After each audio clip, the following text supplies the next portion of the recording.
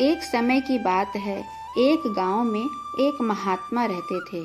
सुबह हो या शाम वो हमेशा खुश रहते थे। दूर दूर से लोग उनके पास आते और वह उन लोगों की समस्याओं का समाधान करते थे। एक दिन एक व्यक्ति उनके पास आया और उनसे पूछा, गुरुवर, आप हमेशा खुश रहते हैं, इस खुशी का राज क्या है? मैं तो हमेशा दुखी रहता हूँ।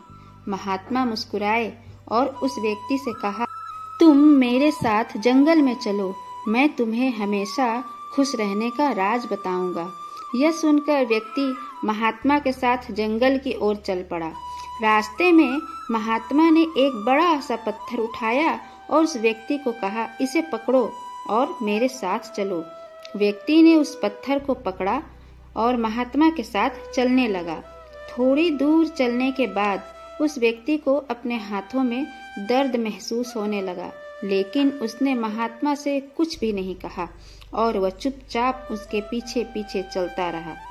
चलते चलते काफी समय बीत जाने के बाद उस व्यक्ति से दर्द सहा नहीं गया और उसने महात्मा से कहा, हे गुरुवर, मुझे इस पत्थर के कारण हाथों में बहुत दर्द हो रहा है। महात्मा ने कहा, एक काम करो, इस पत्थर को नीचे रख दो। व्यक्ति ने तुरंत उस पत्थर को नीचे रखा। उसमें बहुत ही सुकून और राहत महसूस की। तभी महात्मा बोले, यही है हमेशा खुश रहने का राज। व्यक्ति बोला, गुरुवर, क्षमा करें, मैं आपकी बात को समझ नहीं पाया। महात्मा ने कहा कि जिस तरह इस पत्थर को कुछ पल अपने हाथों में उठाए रहने पर थोड़ा सा दर्द होता है, थोड़ी देर और उठाने पर हाथों में ज्यादा दर्द होने लगता है और इसे ज्यादा देर तक उठाकर रखने पर दर्द बढ़ता ही जाता है, उसी तरह दुख के बोझ को जितना अपने मन पर उठाए रखोगे उतना ही तुम दुखी और निराश होते रहोगे।